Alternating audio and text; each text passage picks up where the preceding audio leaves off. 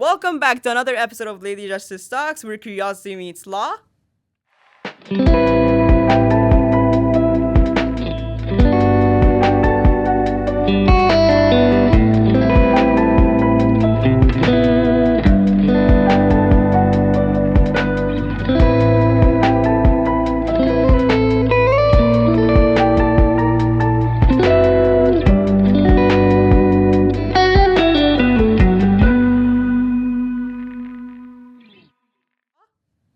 Today, you're here with your host Susu B and Natascha.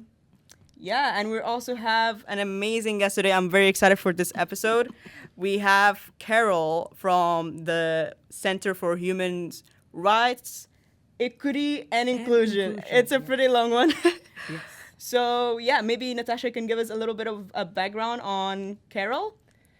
Yeah, I had the pleasure of looking you up on Google. Oh my God. Yeah, we did Google. some research. Oh, no. It's nothing to worry about, but I learned that you're an accomplished educator and legal expert in the field, and you have tons of experience and a wealth of knowledge when it comes to sexuality, feminist theory, and gender justice in general. So I'm very excited. Me I think too. We both are to talk to you today about these critical issues that we're facing every day. Don't trust Google all the time. That's true. Yeah. Yeah, maybe you can tell us a little bit about yourself if you feel like Yes. you Okay. can go ahead. Well, as you mentioned, I'm from CHREI, the Center for Human Rights, Equity, and Inclusion. So at CHREI, I'm currently a senior advisor, DEDI advisor for education and communication. So that means basically do training, education work, also a little bit on policy advising, but we do that in tandem with our case team, the case resolution team. But for the most part, the DEDI in the name, the fancy title, it actually comes from, it references our York University DEDI framework, Right. Which is the Decolonizing Equity, Diversity, and Inclusion framework, right? So it's a mouthful, but there you have it, folks. We have one. We don't just have a human rights policy. We also have Yeah, a it's DEDI amazing. framework. I met Carol through one of the, I think it was the REDDI Yes. sessions, and it was amazing. I loved how you always brought in the legal perspective to things. Okay. Which is why I wanted to ask you, because we mentioned like the feminist theory, and I really want to like know how you can look at the feminist theory from a legal perspective. If you Okay. can let us know about that. How long do we have? Oh, We have one semester. we'll stick to at the 30 least. minutes as much as we can. Okay. I'll do my best. So when we talk about feminist legal theory, and I'm sure you're aware of this, being in law school and all. Well, I'm in psychology, but Oh, really? yeah, Oh, that's wow. Okay. that's a plot twist. So feminist legal theory is actually also known by other names like feminist jurisprudence or feminist legal philosophy. But in a nutshell, it describes that broad theory, but also practice where feminists engage law, using a feminist perspective. So, of course, there's two parts Right. of the definition. The feminist part refers to the perspective or the analysis, if Understanding. the understanding, the framework. What qualifies as a feminist, can be very broad. We know that. Many of our listeners will be perhaps most familiar with the liberal, the popular liberal feminist idea of equality. Many of us say, oh, it's 2024. Why are we still talking about the question of equality between males and females or different genders in society, right? Right. So we ask that question. But there's also other feminist frameworks, and I think they're not as popularly known about, but I'm sure people have these ideas and they, it resonates with their beliefs, like socialist feminists, for example. Socialist feminists are, not that they don't believe in equality, but they have a deeper sense of why inequality exists in society and the role of gender in it. So one of the more uh, I guess accessible ways of imagining their idea of social reproduction and how it's gendered is what happened during the lockdown, Right. right? So during the lockdown, you will remember there were certain areas of work such as caring for children, like the school teachers, and also nurses, people in healthcare, predominantly women, uh, spaces and types of labor that we ended up recognizing as essential, Right. right? We were saying essential, but how come these are some of the lowest paid positions, right? So we had a moment there Right. realizing it, but I don't think it lasted because they're still the lowest paid Positions. positions in society. So that's what you would call a socialist feminist in a nutshell. So different feminists will engage in law, and very broadly, what they're doing is actually what you can call feminist legal theory and practice, right? Right. So that's No, that's it. No, you go ahead. Oh, sorry. Yeah. And as you were saying, like, where do we start feminist theory? It is so, like, big and vast, right? The definitions and terms that we have. I'm thinking of the especially the transgender movement and Oh, how yes. this is, like, now shaped and transforming our societal norms. So how do you think is your own personal worldview shaped when it comes to the question of consent in the context of feminist theory? You did raise a very important, which I find, before we jump into consent, the issue of trans rights, is something that's actually dividing feminists, right? I think about it Yeah. every day. I'm so happy that Yeah. I took the courses with you guys, and the DEDI explain like module. It was online. That explained it to me because I personally I was confused about it after all because I want like peace for everyone, but I was like, oh, is it now instead of like it shouldn't be like versus, like it shouldn't be, oh, women versus transgenders, or like it shouldn't be this way. But then I understood that like for an issue like for sports, it should be based on ability rather than The very like arbitrary. the very like Yeah. and we've seen it like people watch the Olympics and they saw like a lot of issues about like how when someone does not follow the stereotypical view of being a woman could impact a cisgender woman as well. We've seen that. So the way I find useful to get a sense of how many who call themselves feminists, are not realizing they're being very exclusionary, is they perhaps have idealized feminism to a point that they think it's something perfect, right? Feminism, like anything else in our common history, started out not including everybody. Okay, so many of the suffragettes, who were for women's right to vote, were not abolitionists or were not for the equality between races, right? Right.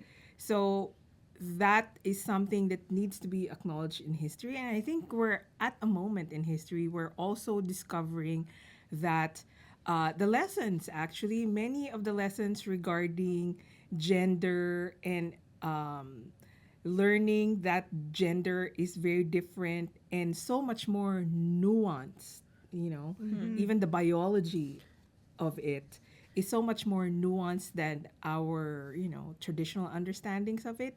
That came from feminist engagements. Right. And yet, many feminists now sound like traditionalists, in their understanding of biology, social biology, that they're trying to put forward to the point of being exclusionary and not even caring that they're being exclusionary and marginalizing other folks, right? So I think it requires a particular sense of reflection, humility, also, for folks in the feminist movement and count themselves in the movement. I feel like that's what I wanted to say about like the feminist like theory in general. I think I'm glad that you were mentioning like it's two parts. It's not only that you understand things, but also the way you apply it. Yeah. Because I feel like personally, like feminist theory, when I think about it, I think of like in literature, when it's just like, oh, this is the feminist lens. That's how you read this book, and you just focus on the female characters and how they're treated in this. But I feel like that's just like really dismissing the application part when you're actually bringing this into law, bringing this into real life examples.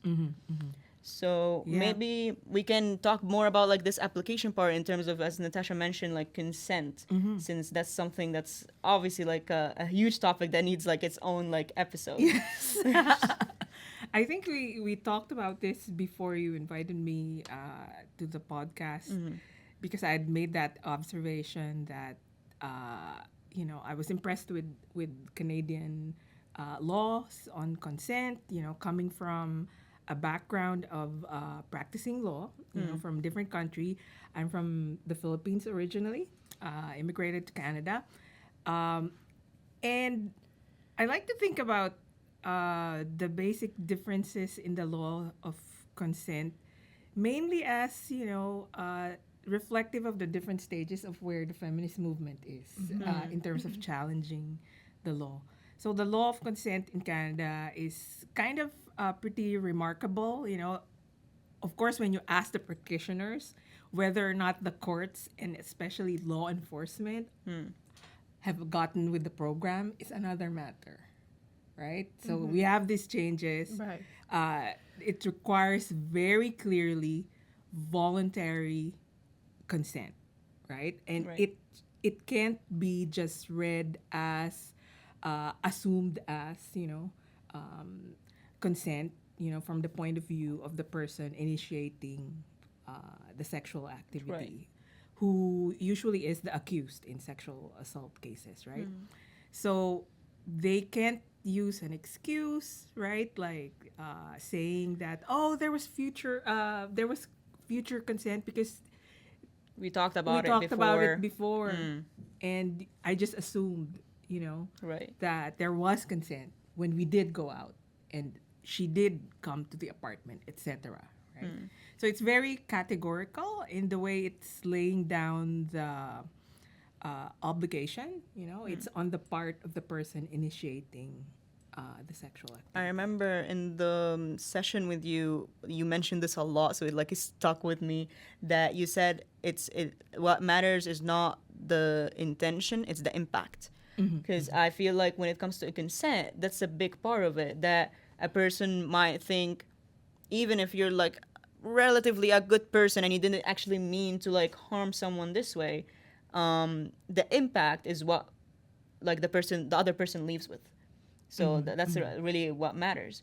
Is there a legal like definition to consent that maybe people should be aware of, or? Oh, definitely. There is Because I feel like consent becomes more of like this abstract concept. Yes. That's what I was thinking Yeah. as well. Yeah. Yes, so it's in the criminal code. That's what's fascinating about the Canadian definition of it, right? So in the criminal code, it's defined as the voluntary agreement to engage in the sexual activity, right? So it lays down, the different ways the affirmative sexual consent requirement has to be.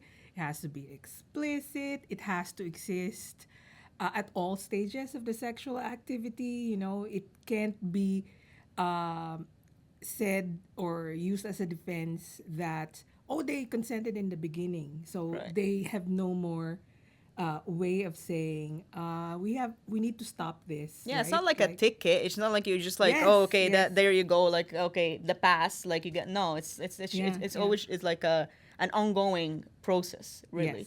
Yes. And is it? I noticed like in the definition, it's more about like sexual activity. Is there something? I'm just curious. Like if you're not sure about it, that's totally fine as well. Because I feel like that's a really broad question. But is there something about consent in terms of like in general? Like for example, since you mentioned like law enforcers, so if like a police officer were to like touch a person because they think like they're like a threat, would that also apply to like the idea of consent, that they should also be like, oh, can I touch you? Because I feel like that's Interesting. something I feel like that's something should be discussed about, like, in terms of like an intersection with law, but I'm not sure if there is something like that could protect me. I'd have to a bit be a bit more clear about what you mean regarding the context of law enforcement. Definitely, police can also be accused of sexual assault. Right. That's of course included there. In the old days, for instance, people tended not to believe a woman who had a relationship, right? And we still have this problem. We had controversial recent cases about this. If the person is your husband or the person Right. is somebody you've been having an affair with, right? People have a hard time believing that the person withheld their consent at this particular time, right? And thus we have a case, right? So the person files a sexual assault case. Definitely, this is still one of those hurdles that Right. that we have. Just because you change the law, it doesn't mean it's gonna catch Yeah. up culturally, right? So there's still a lot that depends on, as you mentioned, law enforcement. Because if law enforcement decides we're not gonna prioritize this case, which was actually the result of the studies done by the Globe and Mail, Right. about sexual assault cases, they're not prioritized. They even found evidence rooms, where the rape kits were just piled, and no follow-ups were done. And this still has to do with the persistence of norms around believability, Right. right? We tend to categorize women as, oh, this is the believable sexual assault victim. This one is not, right? If you don't happen to fall into that category of the believable Yeah. victim, your case won't be prioritized, right? So this is something that practitioners will continue to harp on, even if we have, a good standard in the law. Yeah. And that's what I was thinking of when you were 1st mentioning it about, yes, we have a criminal code, but I'm finding, working as a peer counselor, my cases, most of the time they're not Yeah, heard. yeah. They get dismissed by law. So there needs to be some sort of change within the education and training of law Definitely, enforcement. So Yeah, that's so true. I know you were mentioning like the idea of like the perfect victim, because I'm 100% sure you also mentioned that in one of the workshops, about this idea of like the stereotypes that, like, oh, if this woman was just working or doing like a job, then it's likely that she's a victim, versus a woman who was at the club or yeah, wearing this walking down the particular piece of clothing, Yeah, which absolutely. is just pretty sad to like think that you will need to advocate for yourself in this way, or like give an excuse for something like that. Well, it's actually so fascinating for me because, and troubling, because I'm so old. This is where I started legal practice, my key interest in law reform. But a lot of the things that we were up against back then, we're still up against. Your Today, generation is still absolutely. up Like, against. I appreciate the change, but also it doesn't mean that it's The over. misogyny that you hear on social media, they very clearly articulate it. They don't even beat around the bush, saying women are, should not have the same capacities as men do, right? Right. And that's really what you're saying about women when you can't trust them to tell you, when they are consenting and when they're not consenting Right. to sex, It's right? pretty objectifying as well, I Yeah, think. yeah. Mentioning, because I mentioned clubs, I think there is like this big thing about intoxication and consent. Oh, So the maybe rabbit hole. maybe you can talk to us about, because I feel, yeah, it really is a rabbit hole. It feels like a vicious cycle, because I would say, oh, I will just go out and make sure I do not even engage in sexual activity, so that I'm not like, unsure about consent. But then I get intoxicated, and then we know, like, from a very like biological perspective, intoxication equals risky behaviors most of the time. So then I do engage in sexual behavior. So what would I like? Would we navigate Yeah. that? Okay. So just to be clear, this is not legal advice. Of course, you always have to say that when you're doing a podcast. There's been some recent rulings about intoxication that merited a response from Parliament, to make changes in the criminal code.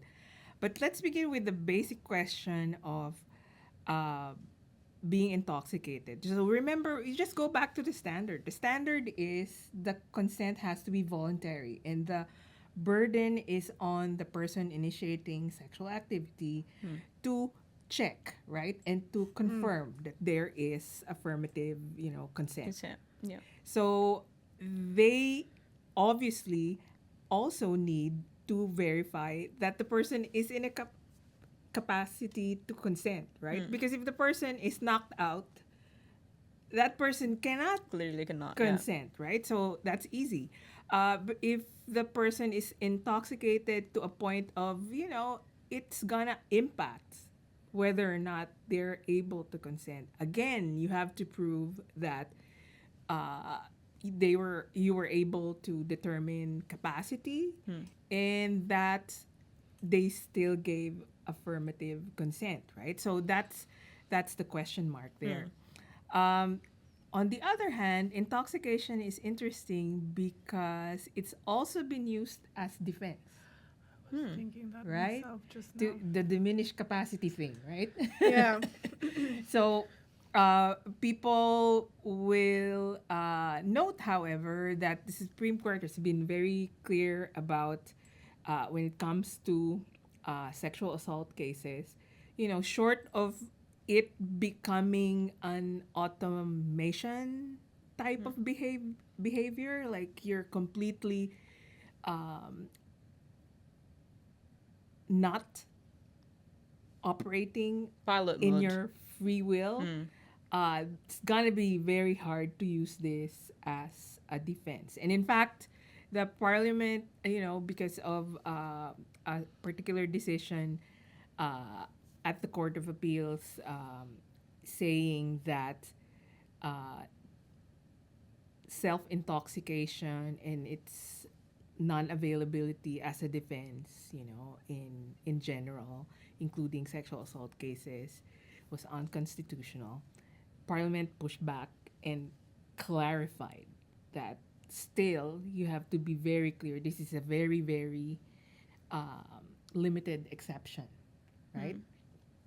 And I think the cases where this was ruled as available, as a defense anyway, didn't involve sexual assault.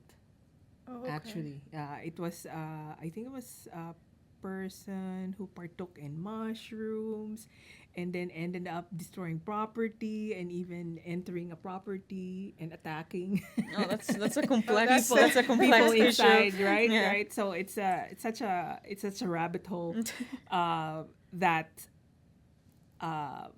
women's groups, feminist legal advocacy groups like Leaf, were mainly interested in making sure that this doesn't apply to sexual assault, or that the reading of what operating under the influence when you're self-intoxicated should not be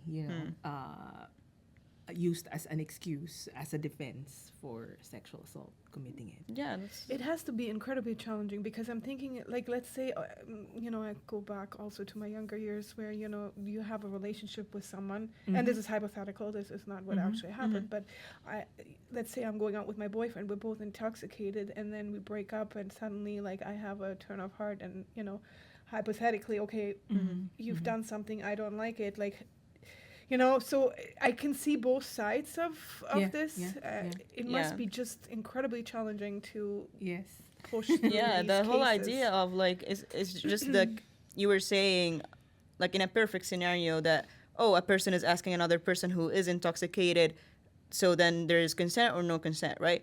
But then in most cases, both parties or even more are intoxicated. So then that's when you're like, And oh, both, like and who both really self-intoxicate, exactly. right? So Yes. then that's just like becomes like a really complex issue. Yeah. Very So murky. so this brings up a very interesting thing about law for me, which I think doesn't get especially the contribution of feminists in legal theory and practice. It doesn't get acknowledged often enough that apart from showing us how alternatives of how to do things through law, feminists have also pointed out, and very many feminists have pointed out, many Canadian feminists have helped point out how law is not the perfect solution for everything. So we shouldn't be Yes. using it for everything, right? Right. Like, there's this saying that once you sort of fall in love with your tool, which is a hammer, everything ends up looking like a nail, Right. right? And you want to use it on everything, right? Yeah. And law is often not that perfect solution for lots of everything. complex issues, right? Not just the gender issues, lots of political issues we have, and your legal scholars will have different ways of philosophizing about it, but we also need to be challenging our ways of thinking about what law is. Sometimes it's a practical thing, but sometimes it enshrines certain standards. These are the ideal standards. We can't get the perfect thing, but to be able to aspire to them so it can inform our ethical behavior, and I think and that's the way I think about the consent standard. It serves both purposes. It's Yeah. both practical, but it also reflects a different take on sexual ethics, right? So we're basically reimagining a society where sex is not a game of conquest and getting conquered. It's something that is consensual, that involves the parties, as active participants, consenting participants, right? I love how you mentioned ethics. I feel like that's really like the key word, because really it's like consent and law. Both of them are, when I think about it, I think about like a collective agreement, which is why, like as you mentioned, that you have like diverse like backgrounds, and you have like work with like different diverse backgrounds.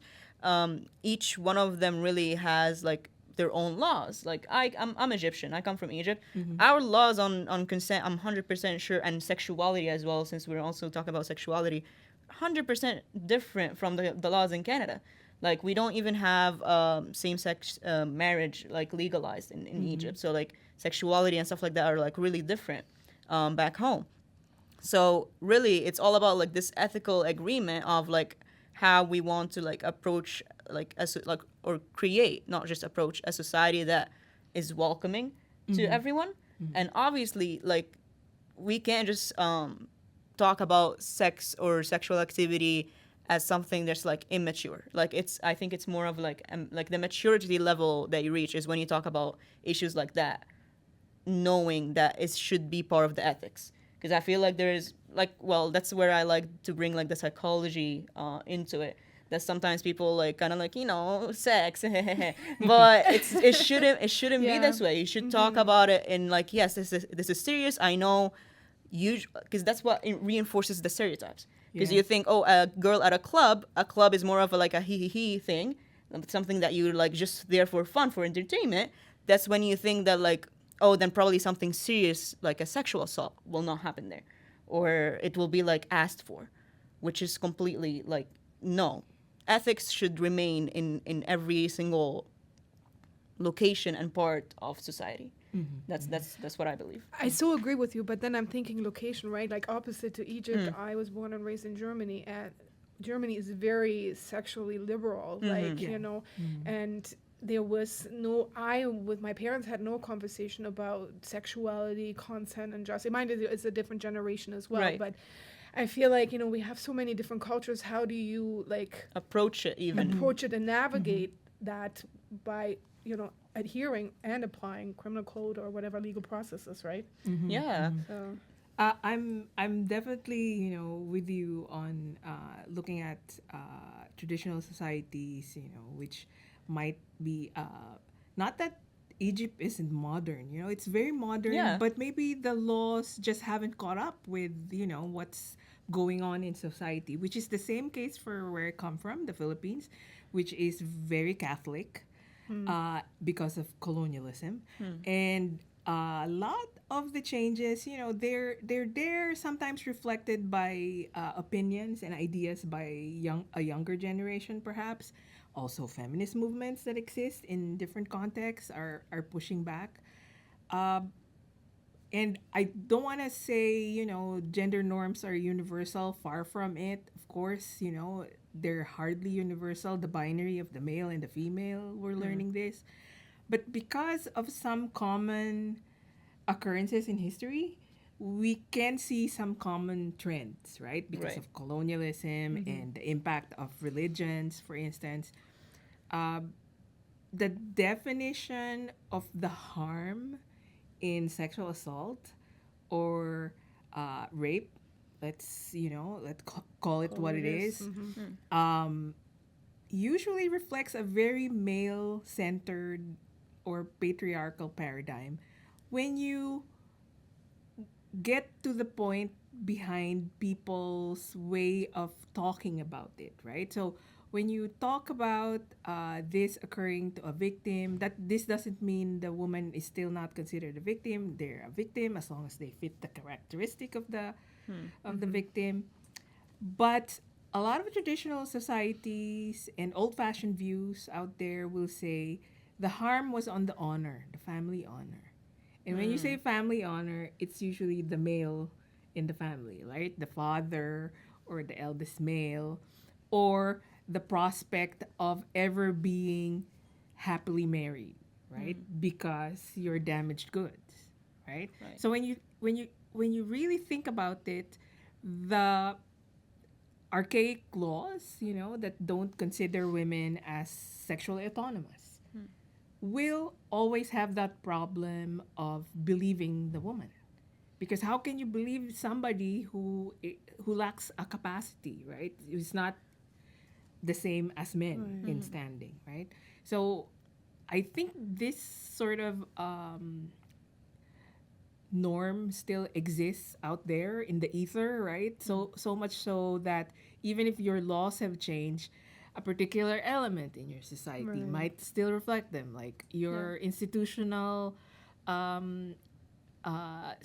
criminal justice system might have a very backward police or way of enforcing the law, right? So definitely, I think in many different contexts, I know for a fact that many feminist groups are doing their own work, trying to engage the different legal systems. When I was doing my LLM at U of T, I had this opportunity to also discuss with some women in societies, where some very traditional Islamic norms were still in place in the law. One particular problem was the requirement of having witnesses, and often there's no witness. There's private no witness. encounter. Why would they commit the crime with many witnesses there, right? So again, this is still a reflection of not believing the woman. The woman's word is not enough, right? So where I come from, there might not be a requisite, in the law that says you should have a number of witnesses, but the fact that courts will say it outright that we have a problem believing her. Nobody witnessed this. Nobody heard it.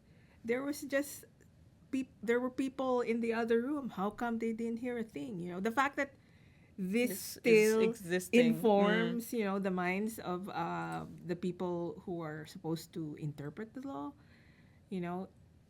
It ends up with the same result. right? Absolutely. Yeah. To be honest, I'm glad you mentioned like the honor, because I feel like I remember I probably had like a conversation with like my Canadian friends, and I had to kind of explain to them what it means that like the honor of the family, or the honor of like the girl herself. That's like the main priority, and it really like sparked me like from like this like psychological perspective that like how do you just dismiss all the emotions, all the distress that a person had to go through, that a woman had to go through, just and you're like it weighs more for you that like the honor of the family. Because I have people in Egypt that are like obviously on this extreme end, but they would engage in like literally like beating and it reaches murder of the girl, even in cases like sexual assault, because well she can't bring the honor of the family down or something like that. So I now it made me like really think about it from this like idea that this person, first of all, before anything, before law, before everything, this person needs like nurturing, needs to feel protected after something like that happened to them. But instead we dismiss all of that, we objectify the person just like a person with like a ticket, like a like we know when you know like returning like something to a store and they're like, oh, where's the ticket? So basically the honor becomes this little ticket that is just like, oh, if this is removed, we don't really care anymore. This is exactly how I think about it, and exactly like you just objectify the person like that. And you probably re-traumatize the victim. Yes. Exactly. That's exactly it. Like, thank you. You use the word victim. That's what you need to remember when it's cases like this, because I feel like in many cultures and societies, with all respect to all cultures, I appreciate that Egypt is still holding on to, like I took anthropology as a course, and I love how different societies, maybe from a Western perspective, you could think of it as like you judge it, but you shouldn't. You should just accept that a society is just, connected to their traditions. But when the traditions view a victim as, an object, I don't think that's a correct way to think about it. So maybe I'm wondering if you can maybe tell us some advice you would give to law students, and particularly women, that maybe you could help support with like, these topics of like consent and sexuality and feminist theory. Oh, I would love to encourage law students to take an interest in maybe practicing in this area of law. When I was practicing women's human rights, I also worked with nonprofits doing indigenous people's rights back home. These are always areas of law that I guess don't attract a lot of practitioners because let's face it, you have student loans that need to be paid. Number one, yeah. Right? One way or another. But I've met a number of law students who maybe spend a few years, doing tax law, corporate law, other types of law, but still found themselves going back to their first love, which is a human rights practice of some sort. Pursuing your passion, having a cause, a purpose, is something that's quite fulfilling. So you can't measure it monetarily, but of course, this is not to excuse that people in human rights posts also need to be able to to have their basic needs, so that definitely there can be room for improvement in that case. So maybe I'm sure you know because when you do the legal clinic, the reason people are drawn there is because legal aid has also been the budget for it. Absolutely Right? small. yeah. So maybe the advice is is shrinking, right? Yeah. maybe the real advice is not for the students, but maybe for the employers to Yeah. actually give some space for jobs in like human rights to actually have like not like it shouldn't be that a student have to decide, oh, let me not get into human rights like how do you say it, like As my practice. yeah, practice, because I need to pay my bills. Like, no, it should be something that's also prioritized. Yeah, yeah. If only in a perfect world, right? Yeah. That would be fantastic. I actually had a law professor who said, so this is, sort of the backlash. The more egalitarian, spaces become, you let more women in, marginalized peoples in, Right. they lower the pay, right? So since the 70s, and I think it was the same in the Philippines, maybe ours was a little bit later, the 80s, more women, started attending law school, and which was fine, which was great for feminist jurisprudence, feminist legal theory and practice. But at the same time, the pay just went down. Yeah. Right?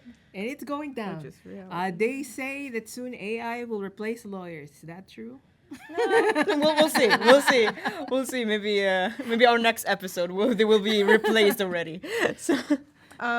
So let me ask you one final question before we finish this very interesting discussion. I would love to talk more.